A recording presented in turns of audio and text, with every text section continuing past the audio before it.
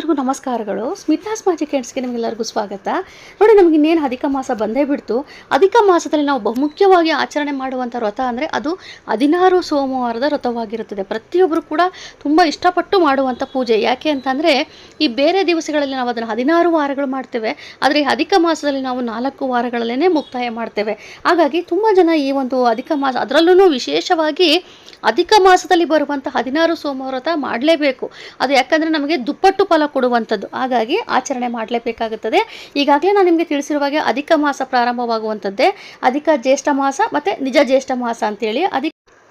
16ನೇ ತಾರೀಕು, ಮೇ 16ನೇ ತಾರೀಕು ನಮಗೆ ಶನಿ ಜಯಂತಿಯೂ ಕೂಡ ಇದೆ. ಅಂದೇ ಅಮಾವಾಸ್ಯೆ ಕೂಡ ಆಚರಣೆ ನಂತರದ ದಿವಸದಿಂದ, ಅಂದರೆ 17ನೇ ತಾರೀಕಿಂದ ನಮಗೆ ಒಂದು ಏನಪ್ಪ ಅಂತಂದರೆ ಅಧಿಕ ಮಾಸ ಪ್ರಾರಂಭವಾಗಿಬಿಡುತ್ತೆ. ಹಾಗಾಗಿ ಆ ಒಂದು ನಂತರದಲ್ಲಿ ಬರುವಂಥ ಸೋಮವಾರದಿಂದಲೇ ನಮಗೆ ಅಧಿಕ ಮಾಸ ಪ್ರಾರಂಭವಾಗುತ್ತದೆ. ಅಧಿಕ ಮಾಸ ಅಂದರೆ ನಮಗೆ ಎಂದೆಲ್ಲ ಪ್ರಾರಂಭವಾಗುತ್ತದೆ ಅಂದರೆ ಮೇ 18ನೇ ತಾರೀಕು ಮತ್ತು ಮೇ 25, ನಂತರ ಜೂನ್ 1 ಮತ್ತು ಜೂನ್ 8, ಈ 4 ವಾರಗಳು ನಮಗೆ ಈ ಬಾರಿ ಸಿಗುವಂಥದ್ದು. ಬನ್ನಿ, ಇವಾಗ ನಾವು ಅದ್ರ ಬಗ್ಗೆ ನಾನು ನಿಮಗೆ ತುಂಬ ಜನದಲ್ಲಿ ತುಂಬ ವಿಚಾರದಲ್ಲಿ ಗೊಂದಲವಿದೆ, ಸಂಪೂರ್ಣ ಮಾಹಿತಿ ಕೊಡ್ತೇನೆ. ಯಾರು ಕೂಡ ವಿಡಿಯೋ ಸ್ಕಿಪ್ ಮಾಡದೆ ನೋಡಿದ್ರೆ ನೀವು ಸಂಪೂರ್ಣವಾಗಿ ಪೂಜೆನೂ ಕೂಡ ನೀವು ಅಷ್ಟೇ ಖುಷಿಯಾಗಿ ನೀವು ಮಾಡಿಕೊಳ್ಳಬಹುದು. ನೋಡಿ, ಅಧಿಕ ಮಾಸದಲ್ಲಿ ನಾವು 16 ಸೋಮವಾರ ಪೂಜೆ ಮಾಡುವಂಥದ್ದು ಏನಪ್ಪ ಅಂತಂದರೆ, ಈ ಪೂಜೆ ನೀವು ಮಾಡೋದಕ್ಕಿಂತ ಮುಂಚೆ ನೀವು ಮಾನಸಿಕವಾಗಿ ಸಿದ್ಧತೆ ಮಾಡ್ಕೋಬೇಕು. ಕಾರಣ ಏನಪ್ಪ ಅಂತಂದರೆ, ಇದು ಈಗ ನೀವು ಭಾನುವಾರ ರಾತ್ರಿ ಏನು ಊಟ ಮಾಡಿರ್ತೀರೋ ಮಂಗಳವಾರ ಬೆಳಗ್ಗೆನೇ ನೀವು ತಿಂಡಿ ತಿನ್ನಬೇಕಾಗಿರುವಂಥದ್ದು. ಸೋಮವಾರ ಸಂಪೂರ್ಣವಾಗಿ ಪೂರ್ತಿ ದಿವಸವೂ ಕೂಡ ನೀವು ಉಪವಾಸ ಇರಬೇಕು. ಉಪ್ಪನ್ನು ಮುಟ್ಟೋ ಹಾಗಿಲ್ಲ, ಹಾಗೆ ಉಪ್ಪನ್ನು ತಿನ್ನೋ ಹಾಗಿಲ್ಲ. ಹಾಗಾಗಿ ನೀವು ಆದಷ್ಟು ಇದರ ಬಗ್ಗೆ ಸಿದ್ಧತೆ ಮಾಡಿಕೊಳ್ಳಲೇಬೇಕಾಗುತ್ತದೆ. ಆ ಒಂದು ದಿವಸಕ್ಕೆ ನೀವು ನಿಮ್ಮ ಯಾರ ಸಂಬಂಧಿಕರು ಹತ್ರದವ್ರನ್ನ ನೀವು ಕರ್ಕೊಂಡು ಬಂದು ನೀವು ಒಂದು ಬೇರೆ, ಯಾಕಂದರೆ ಮನೇಲಿ ಬೇರೆ ವಯಸ್ಸಾದವರು ಇರ್ತಾರೆ, ಚಿಕ್ಕ ಮಕ್ಕಳು ಇರ್ತಾರೆ, ಹಾಗಾಗಿ ಎಲ್ಲರೂ ಕೂಡ ನೀವು ಊಟವನ್ನು ಕೊಡಲೇಬೇಕಾಗುತ್ತದೆ. ಆ ಒಂದು ಸಂದರ್ಭದಲ್ಲಿ ನೀವು ಬೇರೆಯವರ ಒಂದು ಸಹಾಯವನ್ನು ತೆಗೆದುಕೊಂಡು ಅಡುಗೆಯನ್ನು ಮಾಡಿಕೊಳ್ಳಬಹುದು. ಬಟ್ ನೀವು ಮಾಡೋದಕ್ಕೆ ಬರೋದಿಲ್ಲ, ಯಾಕಂದರೆ ಉಪ್ಪನ್ನು ಮುಟ್ಟೋ ಹಾಗಿಲ್ಲ. ಹಾಗಾಗಿ ಅದರ ನಂತರದಲ್ಲಿ ನೋಡಿ, ಯಾರು ಈ ಪೂಜೆ ಮಾಡಲೇಬಾರದು ಅಂತಂದರೆ ಬಾಣಂತಿಯರು ಮಾಡೋದಕ್ಕೆ ಬರೋದಿಲ್ಲ, ಗರ್ಭಿಣಿಯರು ಮಾಡೋದಕ್ಕೆ ಬರೋದಿಲ್ಲ.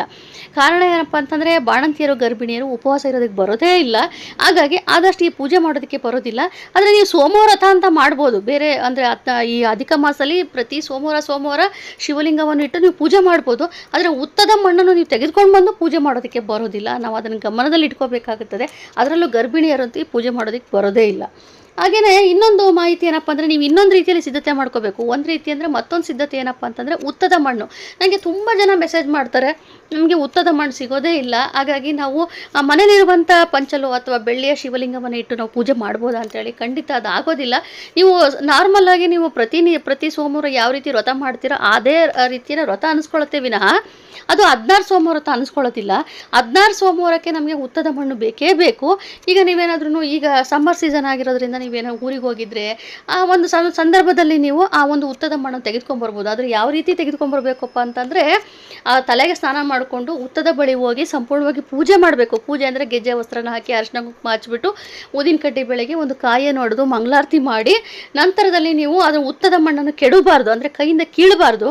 ಕೆಳಗೆ ಸುತ್ತ ಬಿದ್ದಿರುತ್ತೆ ಆ ಒಂದು ಮಣ್ಣನ್ನು ನೀವು ಮನೆಗೆ ತೆಗೆದುಕೊಂಡು ಬಂದು ಅದನ್ನು ಚೆನ್ನಾಗಿ ಕುಟ್ಟಿ ಜರಡಿ ಮಾಡಿಕೊಂಡು ಆ ಪೌಡ್ರ್ ಏನಿರುತ್ತೋ ಅದನ್ನು ತೆಗೆದು ನೀವು ಅದನ್ನು ಒಂದು ಬಾಕ್ಸ್ನಲ್ಲಿ ಹಾಕಿ ದೇವರ ಮನೆಯಲ್ಲೇ ಇಟ್ಕೋಬೇಕು. ಮತ್ತು ಬೇರೆ ಎಲ್ಲೂ ಕೂಡ ಇಡೋದಕ್ಕೆ ಹೋಗಬೇಡಿ. ಇದು 16 ಸೋಮವಾರ ವ್ರತದಲ್ಲಿ ಆದಷ್ಟು ನಾವು ಮಡಿಯಿಂದನೇ ಪೂಜೆ ಮಾಡಬೇಕಾಗುತ್ತದೆ.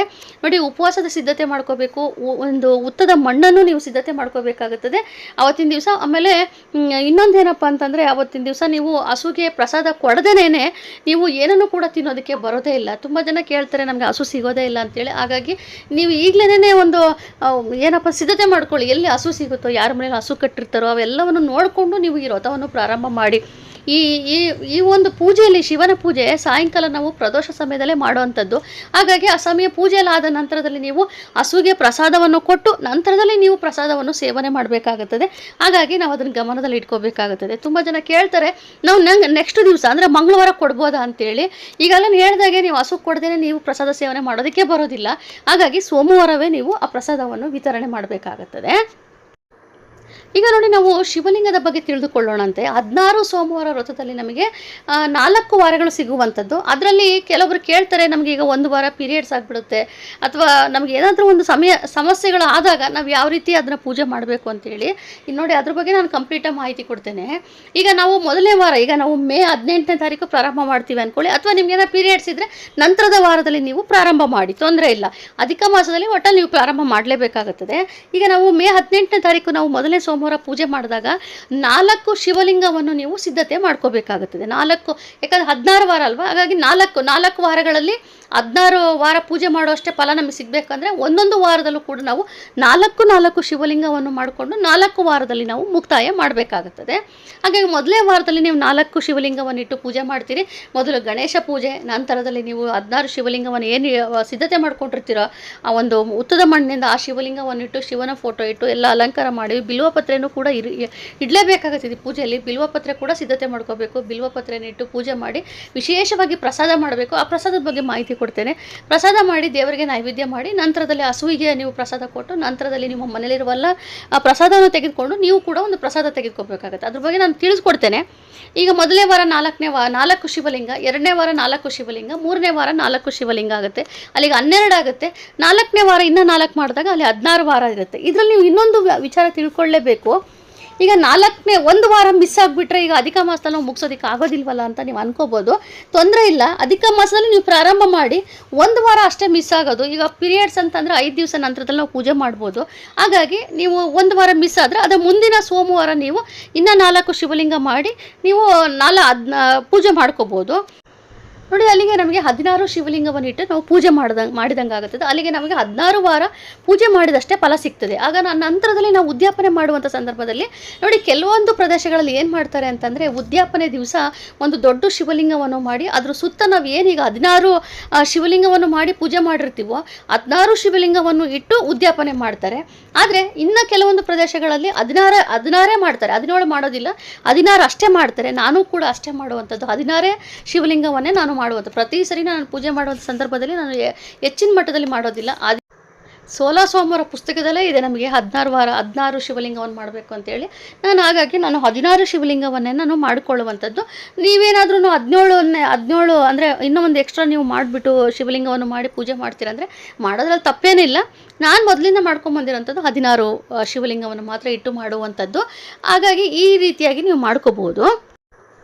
ಇನ್ನು ಉದ್ಯಾಪನೆ ಬಗ್ಗೆನೂ ಕೂಡ ನಾನು ಒಂದು ಮುಂದಿನ ದಿವಸಗಳಲ್ಲಿ ನಾನು ನಿಮಗೆ ತಿಳಿಸ್ಕೊಡ್ತೇನೆ. ಅದು ಕೂಡ ನಮಗೆ ಬಹುಮುಖ್ಯವಾಗಿರುತ್ತದೆ. ಸೋಮವಾರದ ದಿವಸ ನಮಗೆ ಉದ್ಯಾಪನೆ ಮಾಡೋದಕ್ಕೆ ಬರೋದಿಲ್ಲ. 4 ವಾರಗಳು ನಾವು ಪೂಜೆ ಮಾಡಿಕೊಂಡು ನಂತರದ ವಾರದಲ್ಲಿ ನಾವು ಉದ್ಯಾಪನೆ ಮಾಡಬೇಕಾಗುತ್ತದೆ. ಉದ್ಯಾಪನೆ ಮಾಡಿ ಅವತ್ತು ಉದ್ಯಾಪನೆ ಅಂತಂದರೆ ಸುಮ್ಮನೆ ಹಾಗೆ ಮಾಡೋದಕ್ಕೆ ಬರೋದಿಲ್ಲ. ಅಂದರೆ ನೀವು ನಾರ್ಮಲಾಗೆ ಮನೆಯಲ್ಲಿ ನಮ್ಗೆ ಅರ್ಚಕರನ್ನು ಕರೆಯೋದಿಲ್ಲ, ನಾವೇ ಮಾಡ್ಕೊಳ್ತೀರಿ ಅಂತಂದರೆ ಪರವಾಗಿಲ್ಲ. ನೀವೇ ಪೂಜೆ ಮಾಡಿಕೊಂಡು ಒಂದು 5 ಜನಕ್ಕಾದರೂ ನೀವು ಮುತ್ತೈದರಿಗೆ ಕರೆದು ಎಲ್ಲರಿಗೂ ಕೂಡ ಊಟವನ್ನು ಹಾಕಿ ವಿಶೇಷವಾಗಿ ಪ್ರಸಾದ ಮಾಡಿ ನಾವೇನು ಶಿವಲಿಂಗಕ್ಕೆ ವಿಶೇಷ ಪ್ರಸಾದ ಮಾಡಿರ್ತೀವಿ ಆ ಪ್ರಸಾದವನ್ನು ಎಲ್ಲರಿಗೂ ಕೂಡ ಹಂಚ್ಬಿಟ್ಟು ಉದ್ಯಾಪನೆ ಮಾಡಬೇಕಾಗುತ್ತದೆ. ಅರ್ಚಕರ ಮುಖೇನ ಮಾಡಿಸಿದ್ರೆ ಇನ್ನೂ ಒಳ್ಳೆಯದು. ಯಾಕಂದರೆ ಇದು ಅಧಿಕ ಮಾಸ ಆಗಿರೋದ್ರಿಂದ ನಮಗೆ ತುಂಬ ವಿಶೇಷವಾಗಿರುವಂಥದ್ದು ಈ ಅಧಿಕ ಮಾಸ. ಹಾಗಾಗಿ ಈ ಒಂದು ವಿಚಾರದಲ್ಲಿ ನೀವು ಆದಷ್ಟು ಅರ್ಚಕರನ್ನು ಕರೆದು ಉದ್ಯಾಪನೆ ಮಾಡಿಸಿದ್ರೆ ಇನ್ನೂ ಒಳ್ಳೆಯದಾಗುತ್ತದೆ. ಆಯ್ಕೆ ನಿಮ್ಮದಾಗಿರುತ್ತದೆ. ಇದ್ರ ಬಗ್ಗೆ ನಾನು ಇನ್ನೂ ಸಾಕಷ್ಟು ಮಾಹಿತಿಗಳು ನಂತರದ ದಿವಸದಲ್ಲಿ ತಿಳಿಸ್ಕೊಡ್ತಾ ಹೋಗ್ತಾನೆ. ಇದಿಷ್ಟು ನೀವು ಸಿದ್ಧತೆ ಮಾಡ್ಕೋಬೇಕು. ಉಪವಾಸ ಇರಬೇಕು. ಹಾಗೆಯೇ ಶಿವಲಿಂಗವನ್ನು ಅಂದರೆ ಉತ್ತದ ಮಣ್ಣನ್ನು ಸಿದ್ಧತೆ ಮಾಡ್ಕೋಬೇಕಾಗುತ್ತದೆ. ಆಮೇಲೆ ಶಿವನ ವ್ರತದ ಪುಸ್ತಕವನ್ನು ನಾವು ಓದಲೇಬೇಕಾಗುತ್ತದೆ. ಆಮೇಲೆ ಹಸುವಿಗೆ ಪ್ರಸಾದವನ್ನು ಕೊಡಲೇಬೇಕಾಗುತ್ತದೆ. ಇದಿಷ್ಟು ನೀವು ಪಾಲಿಸಬೇಕಾಗಿರುವಂಥದ್ದು. ಇನ್ನು ಮುಂದಿನ ದಿವಸಗಳಲ್ಲಿ ನಾನು ಶಿವಲಿಂಗ ಅಂದರೆ 16 ಸೋಮವಾರದ ಸಂಪೂರ್ಣ ಪೂಜಾ ವಿಧಾನವನ್ನು, ಪ್ರಸಾದ, ಪ್ರತಿಯೊಂದ್ರ ಬಗ್ಗೆನೂ ಕೂಡ ಮಾಹಿತಿ ಕೊಡ್ತಾ ಹೋಗ್ತೇನೆ. ಇವತ್ತು ನಮಗೆ ತಿಳಿಸ್ಕೊಟ್ಟಿರೋಂಥ ಮಾಹಿತಿ ನಿಮಗೆ ಏನಾದರೂ ಒಂದು ಗೊಂದಲವಿದ್ದರೆ ಖಂಡಿತ ಮೆಸೇಜ್ ಮಾಡಿ, ನಾನು ಅದಕ್ಕೆ ರಿಪ್ಲೈ ಮಾಡ್ತೇನೆ. ಇವತ್ತಿನ ಒಂದು ವಿಡಿಯೋ ನಿಮ್ಗೆ ಇಷ್ಟವಾಗಿದ್ದಲ್ಲಿ ದಯವಿಟ್ಟು ಆದಷ್ಟು ಶೇರ್ ಮಾಡಿ, ಲೈಕ್ ಮಾಡಿ, ಕಮೆಂಟ್ ಮಾಡಿ, ಹಾಗೆಯೇ ಸಬ್ಸ್ಕ್ರೈಬ್ ಮಾಡ್ಕೊಳ್ಳಿ. Thank you.